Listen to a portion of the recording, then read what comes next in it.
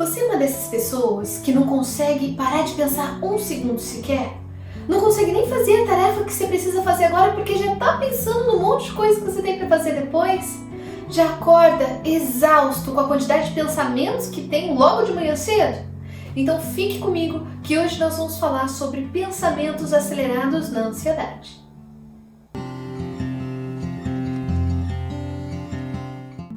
Olá, seja muito bem-vindo, muito bem-vinda. Eu sou Luana Vieira, psicóloga e especialista em psicologia analítica e este é o Psicopapo, um canal que tem como objetivo te ajudar a compreender suas emoções para que você possa gerenciá-las melhor e controlar a sua ansiedade ao invés de ser controlada por ela.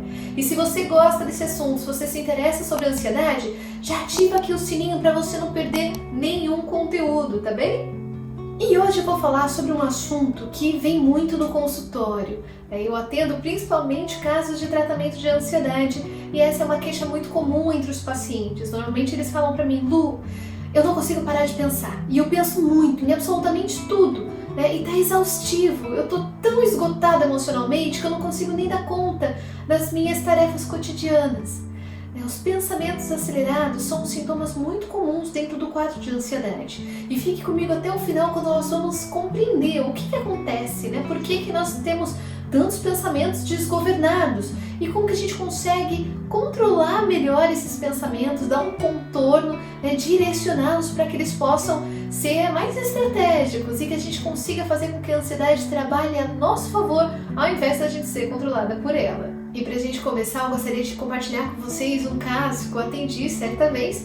Veio um paciente no meu consultório, na verdade não foi nem ele que veio me procurar, foi a esposa dele que fez, falou pra ele, olha, você precisa procurar ajuda, não tá dando, você tá se desgastando demais. E aí, por conta do chamado da esposa dele, ele veio procurar terapia. E ele era um executivo, ele trabalhava com vendas corporativas, então ele tinha realmente muita proatividade, ele era super agitado para dar conta de todas as demandas. E ele chega no meu consultório falando exatamente essas frases. Lu, é o seguinte, eu entendo, você trabalha com ansiedade, eu sei que eu sou uma pessoa ansiosa, só que assim, eu não quero perder minha ansiedade, porque é a ansiedade que faz com que eu consiga bater minhas metas. Lá na empresa, meu trabalho, eu sou muito bem remunerado porque eu trabalho muito, eu penso muito, eu corro muito atrás das coisas e isso me traz produtividade. A minha ansiedade é o que acelera as minhas vendas. Então, eu entendo, a gente vai fazer terapia, tô aqui porque minha esposa insistiu muito, mas eu não quero tirar minha ansiedade. E é muito interessante a gente parar para pensar um pouco sobre isso. Há uma certa fantasia, do que é a ansiedade, para que ela serve, e também uma certa dose de romantização dessa exaustão, desses pensamentos e da produtividade. Qual é a relação entre ansiedade e produtividade? Esse paciente, ele realmente, se ele ganha comissão pelo que ele vende. Então, se ele não trabalhar tanto, ele não vai ganhar mais do que aquele salário base que ele já tem.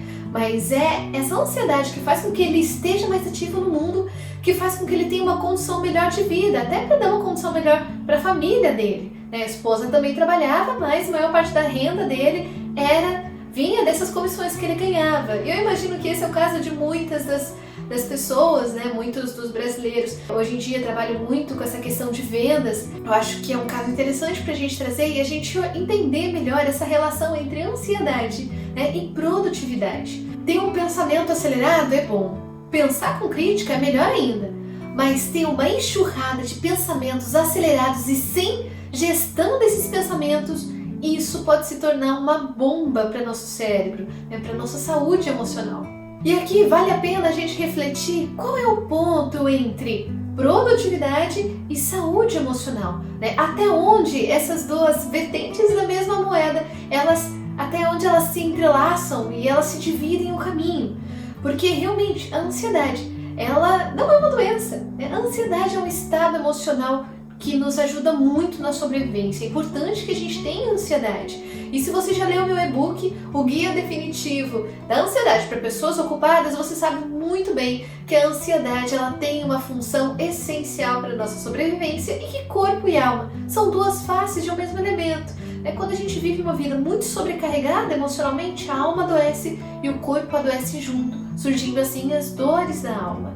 Mas quando a gente consegue ter uma ansiedade no nível saudável, ela pode ser muito produtiva. E é dessa ansiedade produtiva que esse meu paciente fala quando ele diz: Lu, eu não quero diminuir minha ansiedade. O que ele está querendo dizer, na verdade, é: a ansiedade me ajuda e eu sei como fazer ela me ajudar. E eu não quero tirar isso. E tem muita verdade nesse pensamento.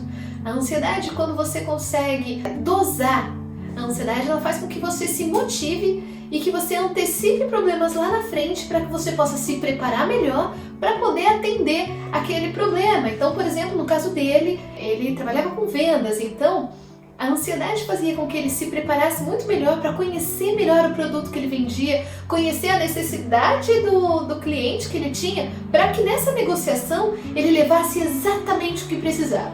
Se ele não tivesse ansiedade, se ele não tivesse medo de não ter uma boa venda, por exemplo, ele nem iria se preocupar. E é importante a gente pensar nisso, né? Porque se a gente não tem uma certa dose de insegurança, a gente não se prepara.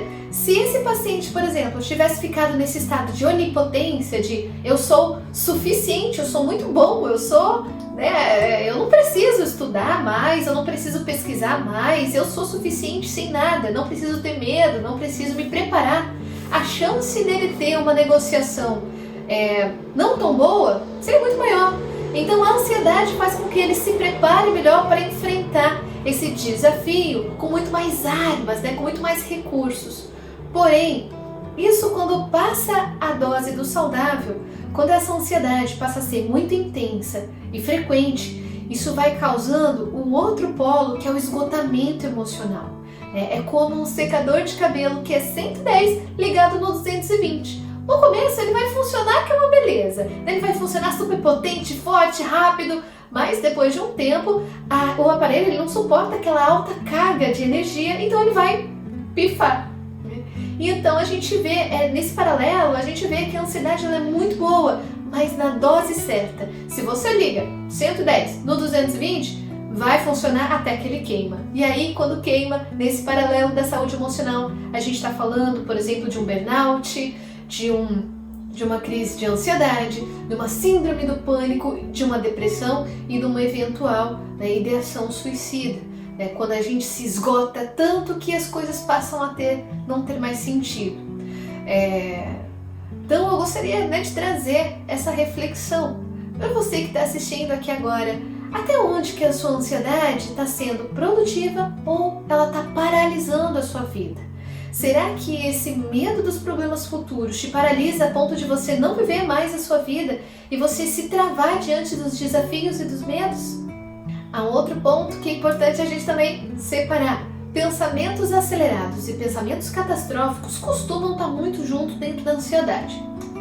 E se você caiu de paraquedas aqui e esse é o primeiro vídeo que você assiste, dá uma olhadinha aqui nos vídeos que estão aqui no canal, você vai encontrar muitos vídeos explicando sobre o que é a ansiedade. Hoje eu vou focar nos pensamentos acelerados, mas eu vou deixar um card aqui de um vídeo que explica exatamente como é o mecanismo da ansiedade, como que ela aparece e como que ela passa do saudável à ansiedade patológica. Então coloca aqui, já adiciona aqui para ver os próximos vídeos, que eu acho que esse vídeo aqui para você vai fazer muito mais sentido. Mas não se preocupe, continue comigo que você vai conseguir entender os seus pensamentos acelerados aqui. Esse é meu compromisso com você hoje, tá bem? Pensamentos acelerados e pensamentos catastróficos são duas coisas diferentes.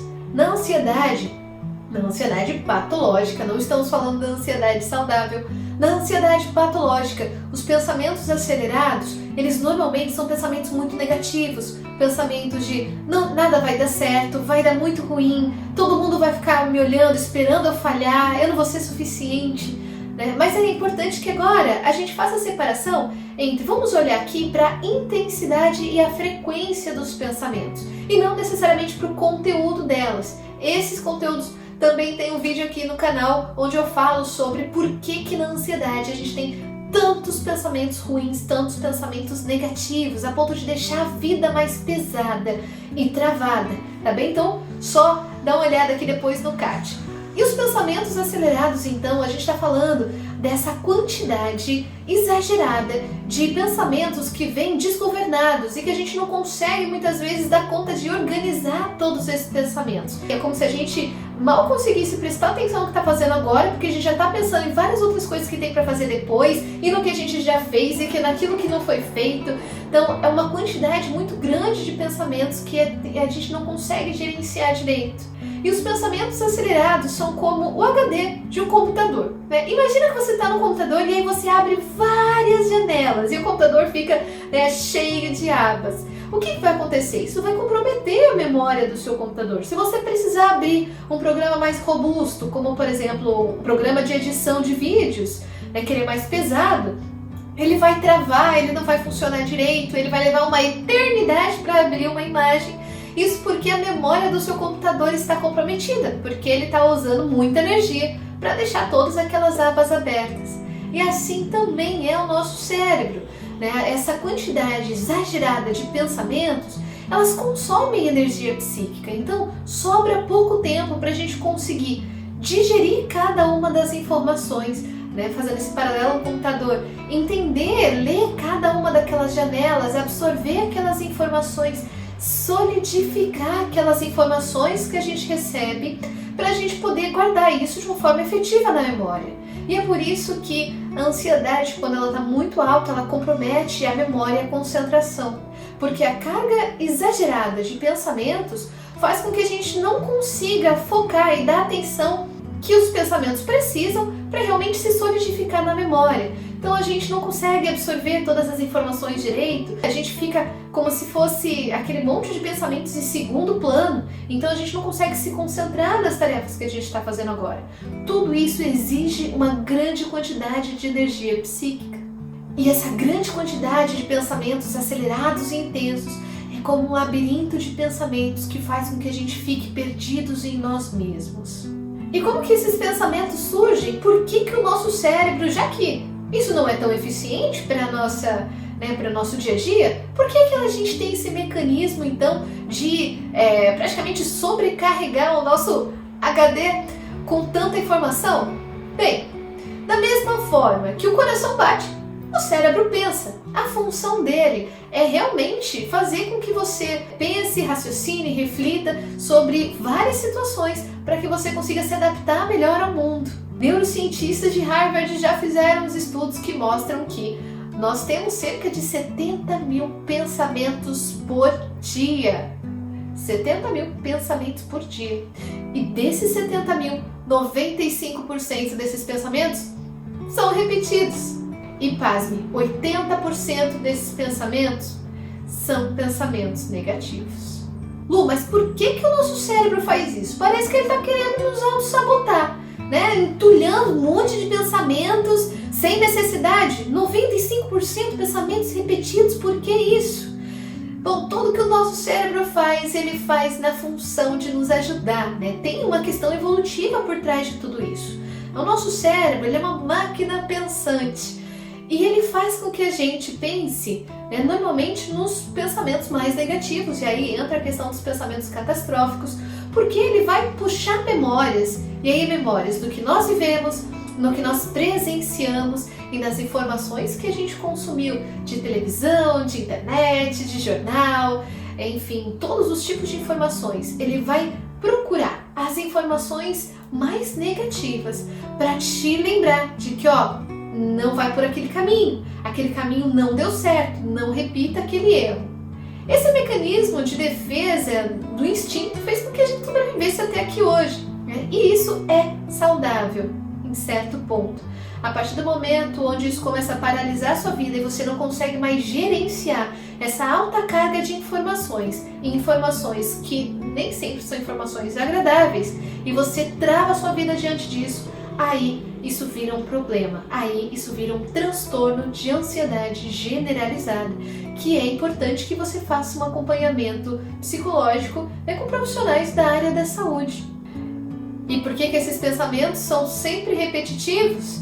Bem, o nosso cérebro, ele não adianta a gente falar, olha, agora eu não consigo pensar nisso não, agora eu tô fazendo outra coisa. Ele não tá nem aí. Ele vai ficar jogando na sua memória, jogando ali na sua consciência que aquilo precisa ser resolvido como um sinal de alerta. E ele fica, ó, não esquece daquilo, ó, não esquece, o problema pode acontecer, ó, e se acontecer aquilo? Então ele vai ficar te lembrando que é justamente para que você se sinta preparada para resolver aquilo. Só que deu para entender, né, pessoal, que a gente não precisa ficar remoendo tanto esses pensamentos negativos, essa alta carga de pensamentos. A partir do momento onde a gente consegue gerenciar essas informações e traçar planos estratégicos, a gente consegue fazer com que o nosso cérebro entenda que, ok, acho que estamos minimamente preparados para enfrentar esse problema. Podemos bola pra frente pra gente, né, se preocupar com outras coisas, abrir espaço na nossa mente pra gente ter outras experiências, viver outras possibilidades. Quando nós temos um nível saudável de ansiedade, as preocupações nos ajudam a estar preparada para as situações, superar as nossas inseguranças, conseguir lidar melhor com as situações, prevenir que coisas ruins aconteçam antes delas acontecerem, encontrar respostas e soluções para os nossos problemas, lembrar das coisas e resolver, estar mais atento ao outro e ao mundo e, claro, ser mais responsáveis.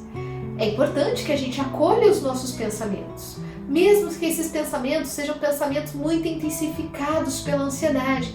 A gente precisa aprender a olhar por dentro daquela nuvem de ansiedade e tirar dali a preocupação real. Porque dentro do movimento da ansiedade, o que acontece é que o nosso cérebro mais reptiliano, que é o cérebro primitivo, onde se concentram as emoções, no momento da crise de ansiedade, quando a gente tem um transtorno de ansiedade, ele toma conta e ele acaba diminuindo as atividades do nosso cérebro pré-frontal, que é aquele responsável por raciocinar. Então, o que acontece dentro de uma crise de ansiedade é que as nossas emoções tomam frente da nossa razão. E é por isso que a gente não deve tomar nenhuma decisão dentro de um momento de crise, dentro de um momento de alta ansiedade. Porque a chance da gente tomar uma decisão pautada nas emoções é muito maior do que a gente ter uma decisão, pensar em algo estratégico que realmente resolva o problema. E existem pessoas que têm maior predisposição a desencadear essa ansiedade e esses pensamentos acelerados. Às vezes, inclusive, a pessoa nem tem uma TAG, um transtorno de ansiedade generalizado, mas ela tem uma síndrome de pensamentos acelerados, porque ela não consegue relaxar. Para essa pessoa, é impossível relaxar. Muitas vezes são pessoas que um domingo passa a ser um dos dias mais angustiantes, porque, ai meu Deus, segunda-feira já tem que fazer 1 milhão de coisas, e aí começa a adiantar o trabalho no domingo porque ela não se permite relaxar. São pessoas que normalmente vivem situações de alta cobrança, interna e externa também, onde a sua produção depende do seu desempenho, onde a sua renda depende do desempenho, profissionais autônomos, bancários, pessoas que também trabalham com comissões, onde se ela não estiver ativa, dando resultado, tendo bons desempenhos, ela não consegue recursos, por exemplo, para manter uma família. E aí a gente tem uma preocupação que é real. Mas quando essa preocupação acaba consumindo a saúde emocional, aí a gente precisa olhar com sinceridade para esse movimento. Será que realmente essa é a única forma que você tem para lidar com as situações da sua vida? Será que não existe uma outra forma de enfrentar, de lidar com isso? Muitas pessoas também que são extremamente severas consigo mesma, cobrando sempre o melhor. Então eu não posso me permitir ser vulnerável, ou eu tenho que ser forte pela minha família. Isso acontece também com muitas mães solteiras, que carregam uma família inteira nas costas. Então é um desespero e uma luta para dar conta de tudo, para carregar esse peso enorme sozinha. E aí esses pensamentos acelerados, essa demanda muito maior do que ela realmente dá conta. E essa impossibilidade de se permitir relaxar. Então, pessoal, não é uma coisa simples. Não é simplesmente parar de se preocupar, mas é como a gente gerencia essas preocupações, como a gente organiza todos essas emoções, esses sentimentos, esses pensamentos de uma forma onde não consuma a nossa vida, onde não consuma a nossa saúde emocional. E aí entra uma outra discussão importante, que é a romantização da exaustão. A gente já entra num outro ponto, como por exemplo o burnout. Burnout é um transtorno que acontece onde a pessoa não consegue parar de produzir, então ela tem que estar 24 horas produzindo. E então a gente entra num outro ponto também muito importante para a gente refletir aqui, que é a romantização da exaustão.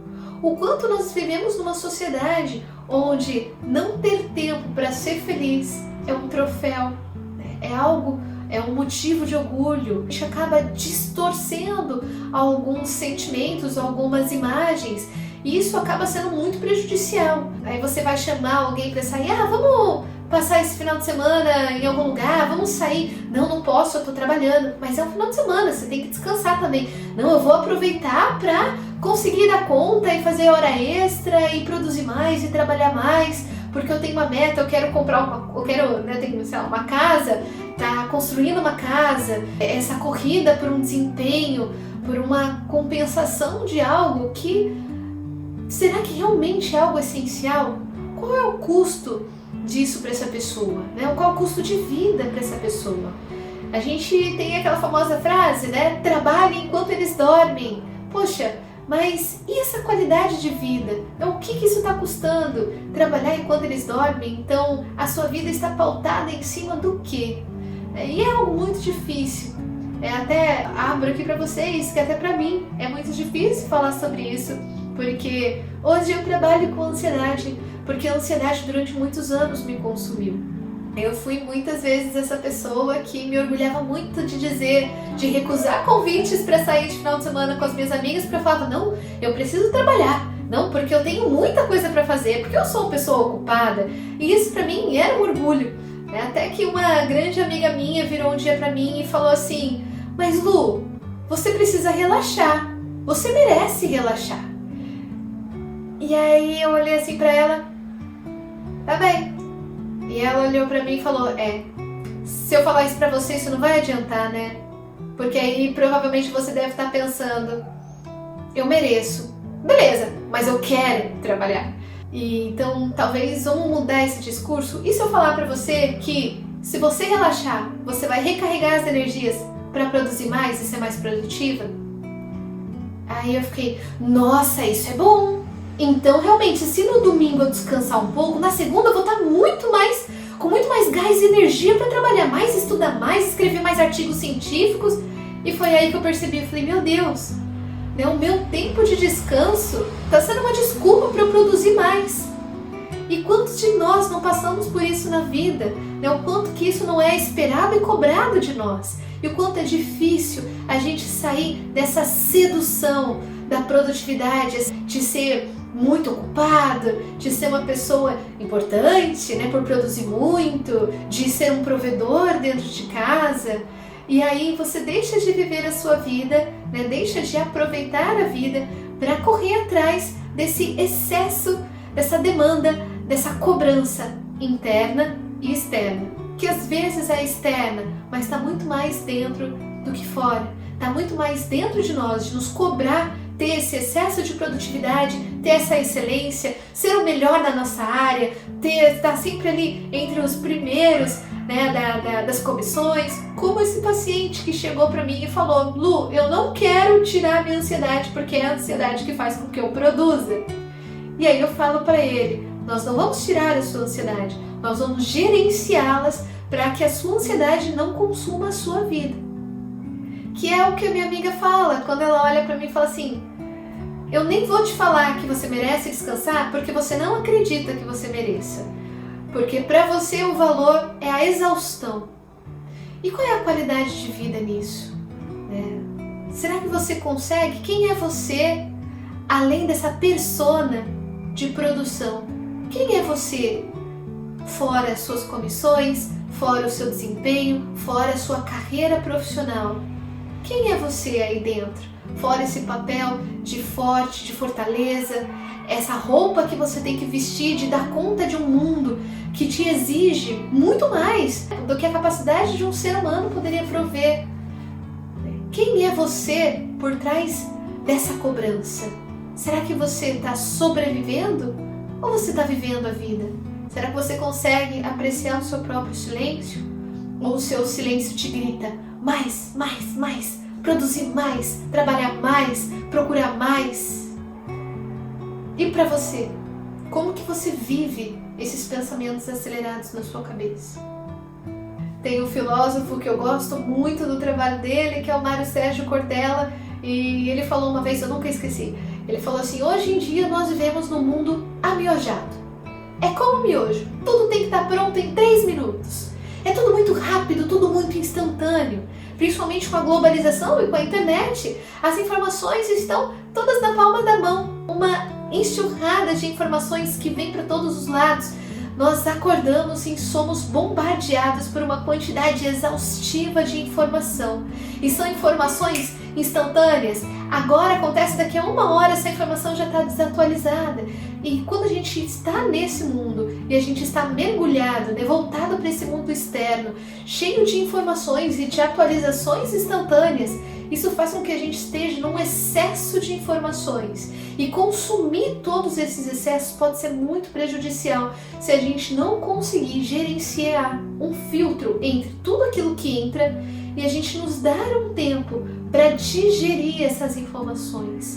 Esse excesso de estímulos com que a gente vive hoje em dia faz com que obriga o nosso cérebro a trabalhar de uma forma muito mais intensa, de uma forma até contraproducente. Nós precisamos de um certo nível nós precisamos de um espaço subjetivo na mente para que a gente consiga absorver essas informações, solidificar, fazer as associações necessárias para que aquilo faça realmente sentido para nós, para que a gente possa digerir a informação e devolver essa informação no mundo. E hoje em dia, nós não temos nem tempo de fazer isso. Para aqui para pensar, quantas informações você já deu sem parar para pensar ou pesquisar aquilo que você ouviu? Da mesma forma que você ouviu, você devolve, sem parar para pensar se aquilo faz sentido para você ou não. A gente vê hoje em dia as fake news fazendo tanto sucesso. E por que será? Num mundo tão rápido, que tempo que a gente encontra para se permitir analisar aquela informação, absorver aquela informação, parar para pensar se aquela informação realmente faz sentido para nós ou não? Existe uma certa diferença entre o tempo Kairos e o tempo Cronos, o tempo cronológico, o tempo do relógio, e o tempo subjetivo, aquele tempo psíquico que diz respeito a como nós vivemos as experiências. E esse tempo Kairos, ele é completamente artesanal e individual de cada um de nós. Hoje em dia a gente vê um atropelamento desses dois movimentos em sentido opostos. Enquanto a gente não consegue ter tempo para absorver essas informações, digerir, fazer associações, será que isso faz sentido na minha vida? Fazer as associações necessárias, entrar em contato com as emoções que aquilo nos causa, elaborar, reviver, ressignificar essas informações, essas experiências, para que aquilo se solidifique. Esse é o tempo Kairos, é o tempo que diz respeito a cada um de nós. E o tempo cronológico é esse do relógio, é esse dos 3 minutos do mundo amiojado, onde tudo tem que ser instantâneo. Será que para você, o seu tempo Cronos está atropelando o seu tempo Kairos? Será que você está obrigando o seu tempo subjetivo, o seu tempo inconsciente, seu tempo emocional? Será que você está obrigando ele a rodar no mesmo sentido e intensidade do relógio? Se a resposta for sim, eu sinto muito, mas não é assim que funciona. Inclusive, essa é a receita para você disparar os seus gatilhos da ansiedade. Quando você se cobra algo que é desumano para você. E o pior de tudo, muitas vezes você nem sabe que isso é desumano. E você se cobra algo sem saber o quão prejudicial aquilo é.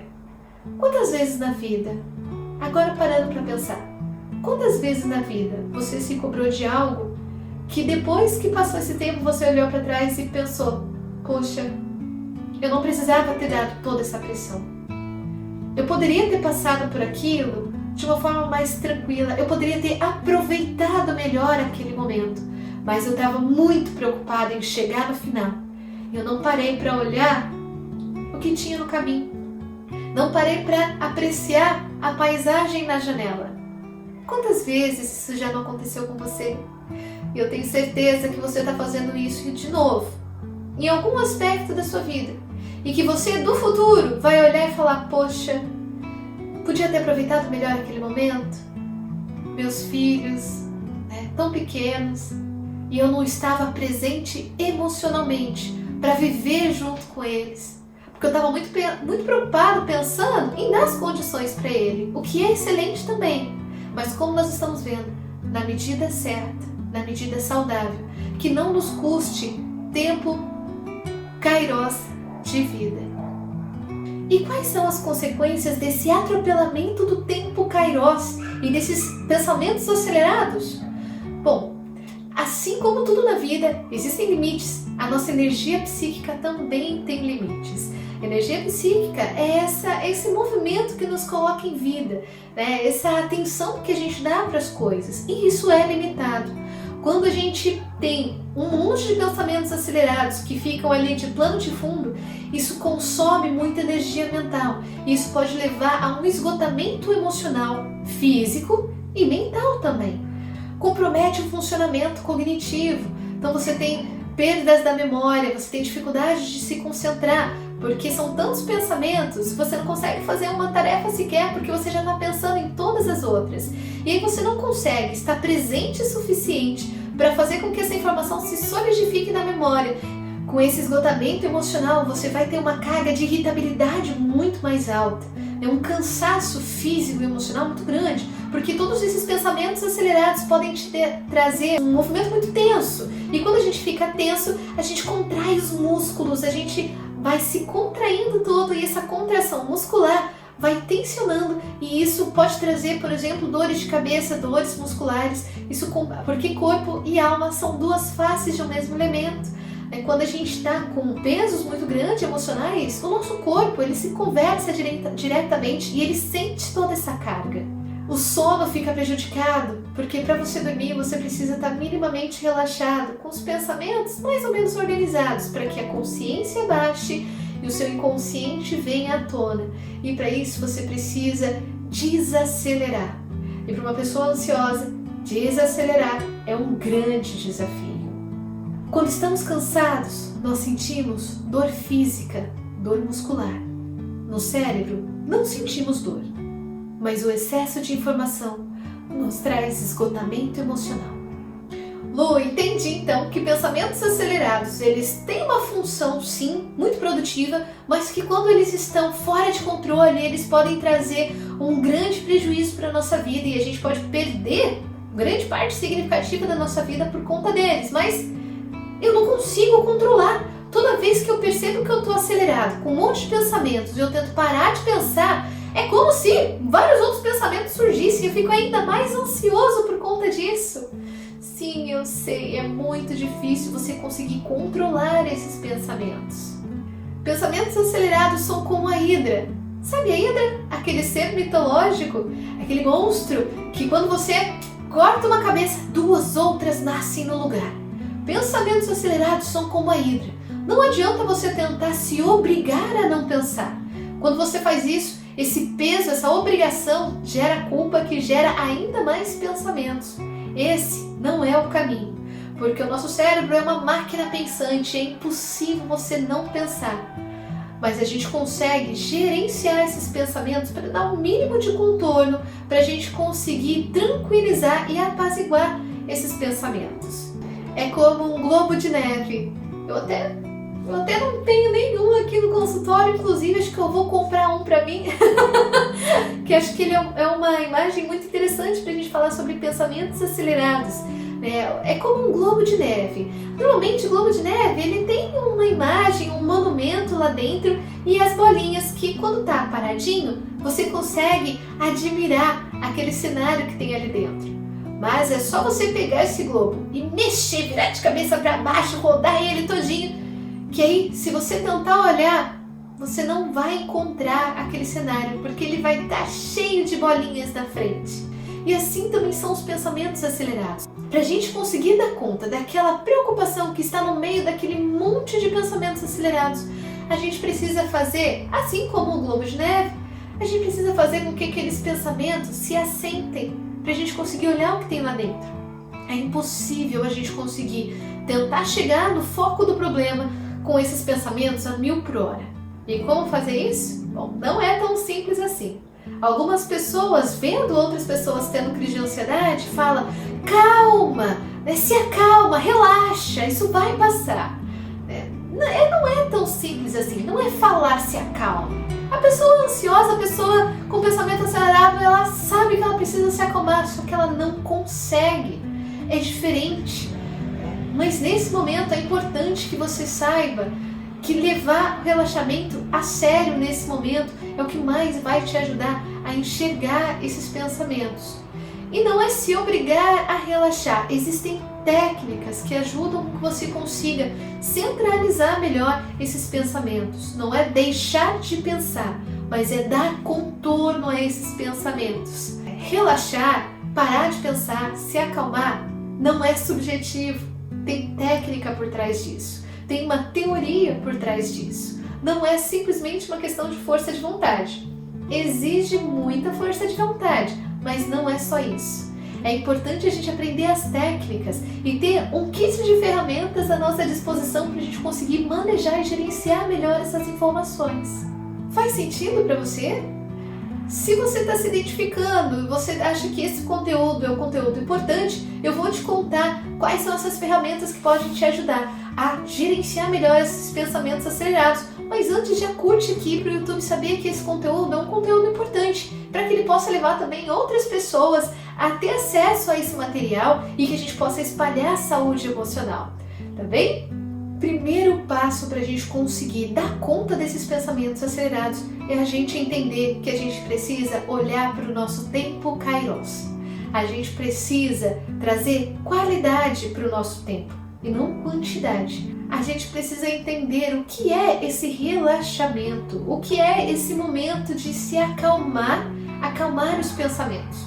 Não é simplesmente ignorar todas essas preocupações que você está tendo. Pelo contrário, é a gente trazer um tempo subjetivo de maior qualidade para que você consiga realmente chegar nesse ponto que te preocupa e ter uma solução mais viável para ele. É a gente sair dessa confusão mental que a aceleração de pensamentos causa e entrar num tempo Kairos, sair do tempo cronológico e entrar num tempo Kairos para que a gente limpe a sua mente para conseguir digerir melhor essas informações. E para isso você vai precisar prestar atenção em cada um dos seus pensamentos.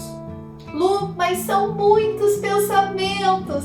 Sim, eu sei! E por isso eu vou passar para vocês 2 técnicas para a gente conseguir sedimentar melhor esses pensamentos, tá bem? A primeira técnica, primeira coisa que a gente vai fazer é, lembra do globo de neve? Que é agitado, a gente não consegue enxergar e a gente precisa esperar com que todas as bolinhas de neve sentem para a gente conseguir ver a imagem. É isso que nós vamos fazer. Primeiro de tudo, nós vamos parar de agitar o globo de neve. Nós vamos centralizar a nossa atenção na postura. Isso mesmo, a postura. Corpo e alma estão diretamente relacionados. Eles se conversam de uma forma muito direta.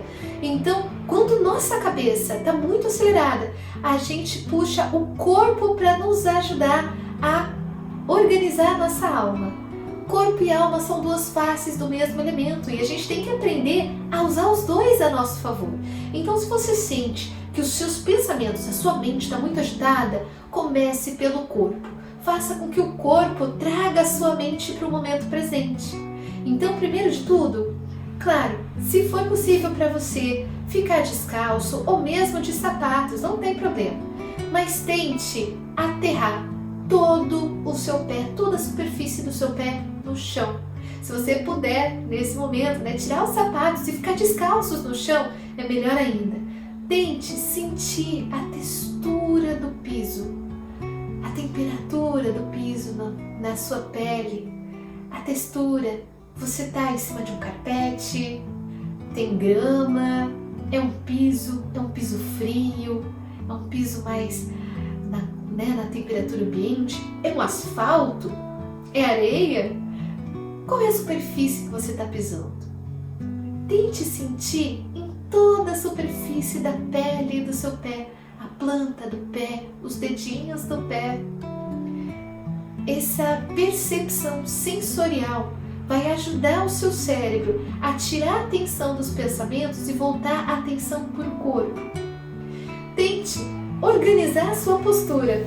Por que a postura? Muito simples. Como eu falei, o pensamento acelerado ele traz esgotamento físico e mental. E quando ele vai para o físico, você tensiona muitos músculos e a sua tendência é se contrair. Então volte à postura. Assim você está tentando ajudar o seu cérebro a entender que está tudo bem e que você está no controle da situação. Você está voltando a autonomia para as suas mãos. Então, coloque uma postura, tente encaixar ali a coluna, os pés bem aterrados. E aí, preste atenção na sua respiração. Puxe o ar bem devagar.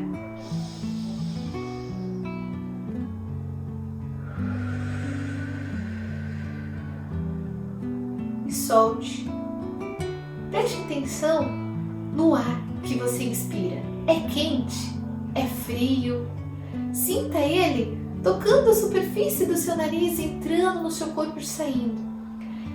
Tire a atenção da sua mente e volte para o seu corpo.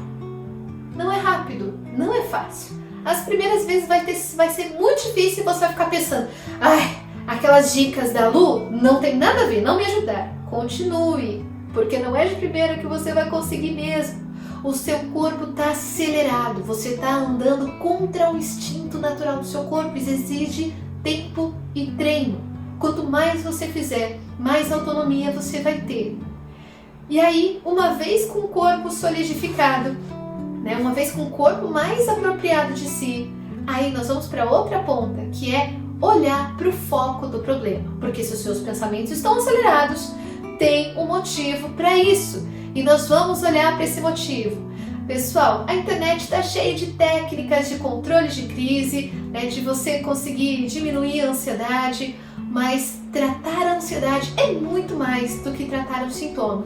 Sempre que você ouvir uma dica minha aqui, quando você aplicar no seu dia a dia, eu quero que você aplique e que você fale para você mesmo. Ok, diminuir o sintoma, mas a ansiedade continua aqui. Não caia na tentação de acreditar que só porque a ansiedade saiu do seu corpo, ela foi embora. Não é assim que funciona.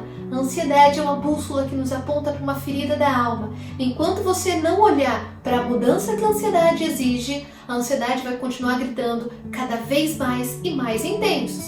Ok? Ficou claro?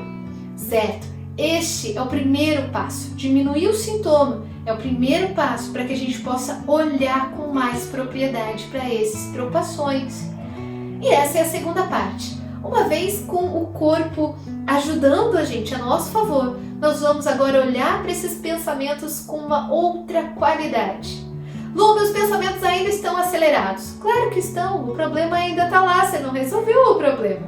O que a gente vai fazer agora é fazer uma descarga de pensamentos.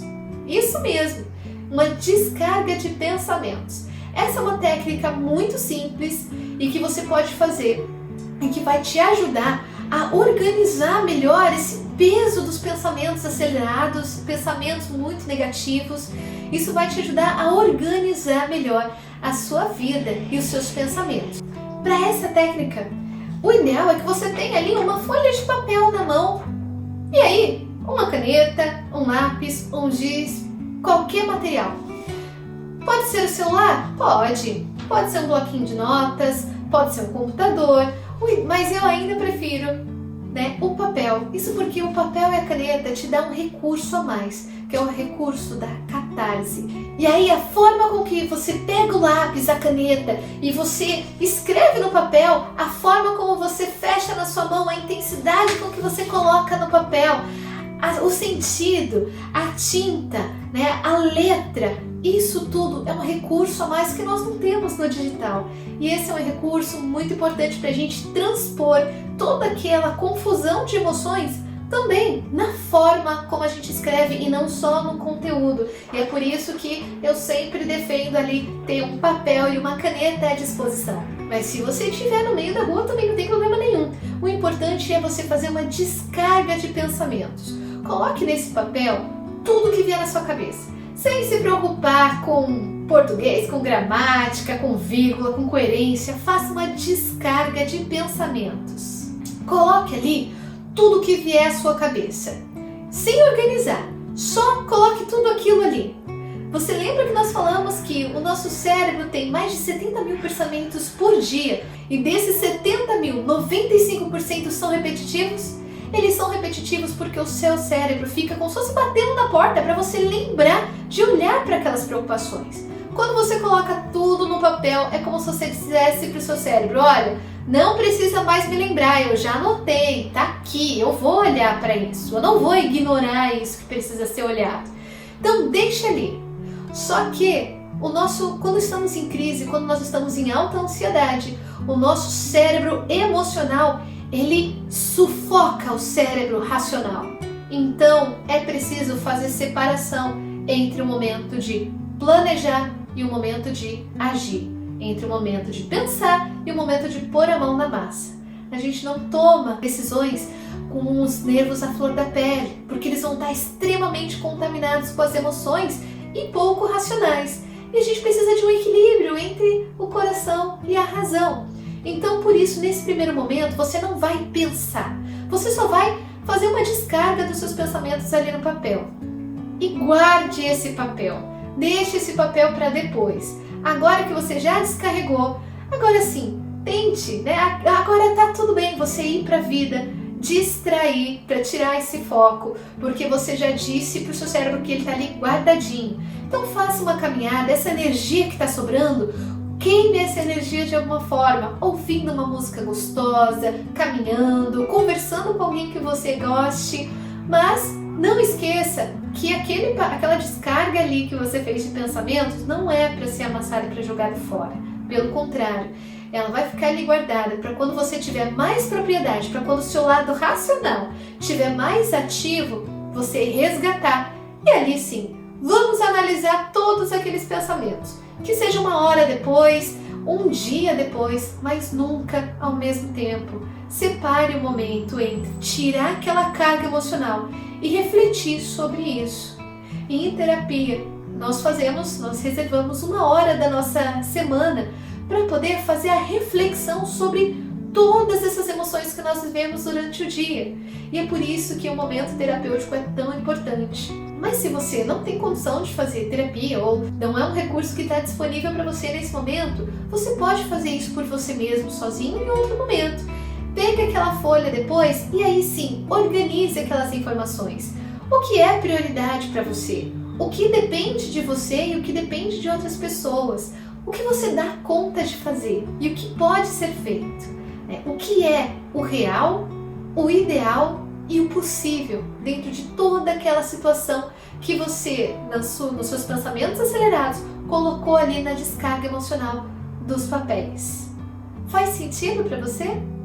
Esses recursos que eu te ensinei agora, eles vão te ajudar a enfrentar esses pensamentos acelerados, mas reforço que diminuir os sintomas não é tratar a ansiedade vai continuar ali, pedindo para você mudar de vida. Isso porque a ansiedade tem um sentido, ela tem um objetivo e não é para te atrapalhar. Tem um card aqui que eu vou deixar aqui para você saber um pouco mais sobre isso. Tem vídeos aqui no canal que vão te explicar para que serve a ansiedade e a importância da gente olhar para ela e não só diminuir os sintomas. Controlar os sintomas da ansiedade é só o começo do tratamento da ansiedade. Outra coisa importante para você ter em mente no combate desses pensamentos acelerados e que acabam sendo disfuncionais para a sua vida é que você precisa aprender a controlar o consumo excessivo de informações. Você precisa olhar para os seus hábitos na sua vida. Será que quando você acorda consigo mesmo? Você se permite despertar? Você tem um tempo para despertar, para estar com você mesmo? Você acorda consigo mesmo? Ou você acorda com o mundo? Ou você acorda, abre os olhos e antes de abrir o olho, ó, o celular já está aqui, ó, no feed de notícia, nas páginas de notícias da internet. A televisão se acorda, tá ali, ainda esfregando os olhos, se esticando ali, e televisão já na notícia, passando todas as piores catástrofes do mundo, ou todas as últimas avanços e tendências do mercado que você precisa correr atrás. Como que você desperta para a vida? Você tem tempo, um tempo kairos, um tempo de qualidade, um tempo subjetivo para você despertar a si mesmo? Ou você já acorda para o externo? Ou você já acorda sem se conectar com você e acorda se conectando com o mundo? Se conectando com as notícias, se conectando com o trabalho, checando ali os e-mails, checando as mensagens dos clientes. Será que você está sobrevivendo ou você está vivendo a sua vida? O trabalho é parte ou é integralmente a sua vida? Você cultiva a sua vida para além do seu trabalho? São coisas que nem sempre a gente está preparado para parar para pensar.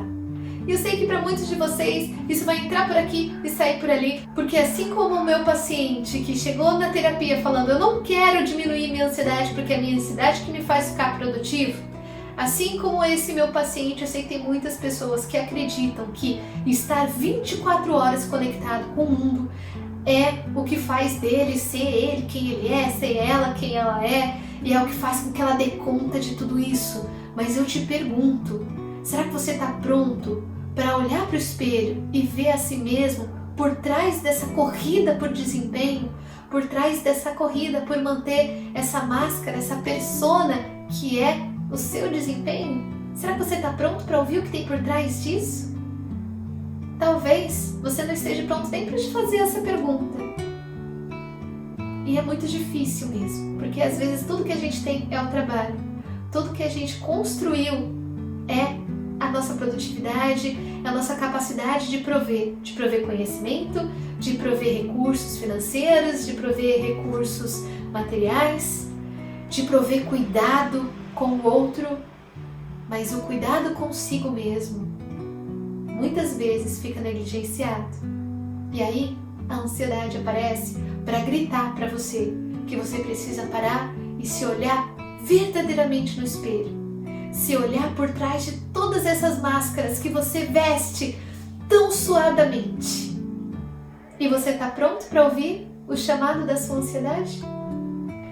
Essa não é uma pergunta fácil de responder, mesmo porque, às vezes, por mais que a gente consiga, diminuir a ansiedade com técnicas e recursos que a gente vê, por mais que a gente tente dar conta desses pensamentos acelerados, por trás desses pensamentos se escondem traumas da infância que ainda não foram resolvidos e que ficam ali feito um disco quebrado, nos colocando em situações quase que insuportáveis do ponto de vista psíquico, em situações que nos sobrecarregam demais e que nos deixam esgotados emocionalmente, mas que mesmo com esse esgotamento a gente continua sem parar, de uma forma que às vezes a gente não consegue nem respirar e a gente se sente sufocado dentro da nossa própria vida.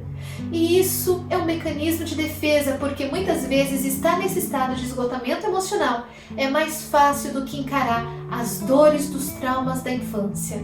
A dor, por exemplo, de ser rejeitado. A dor de não conseguir ser bom o suficiente e não ser olhado, e perder o seu valor. E aí não ser amado e ser rejeitado. O medo de não ser bom o suficiente. O medo de não ser forte.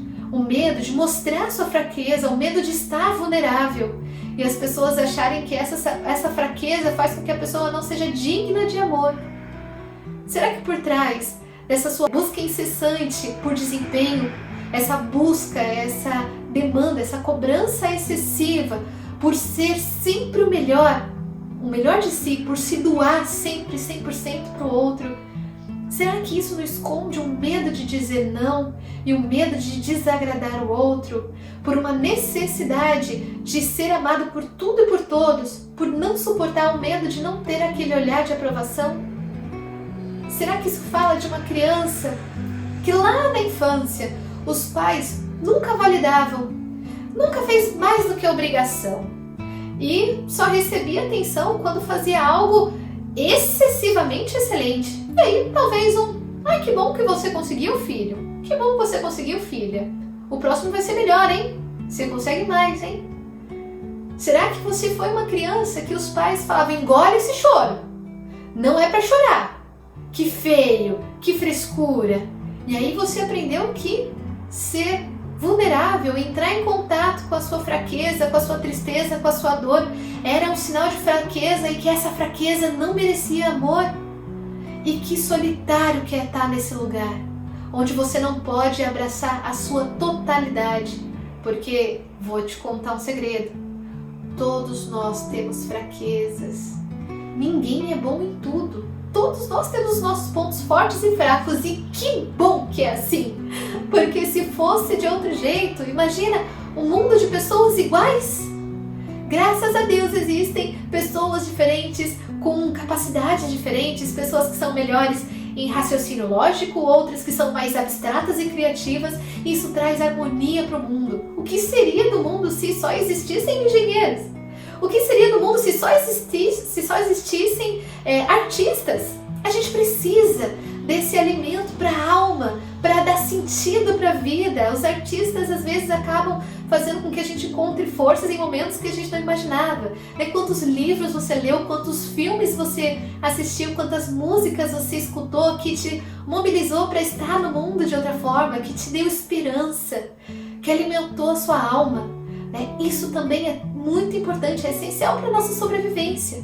E é assim como também a área das exatas, assim como os engenheiros que permitiram todas essas tecnologias e a vida como nós conhecemos hoje, só é possível por conta da diversidade.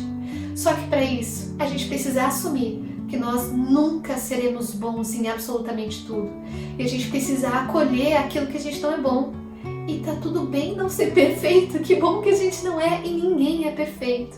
E essa busca incessante por perfeição, por ser suficiente, por dar conta de tudo sozinho, é um lugar muito solitário. E é um lugar que faz com que a gente exploda por dentro, que a gente imploda. E quando a gente implode, a nossa alma grita, e grita em forma de ansiedade, de depressão, de baixa estima, de dependência emocional. Faz sentido para você? Bom, se você chegou até o final desse vídeo, então imagino que esse assunto seja um assunto que te interessa.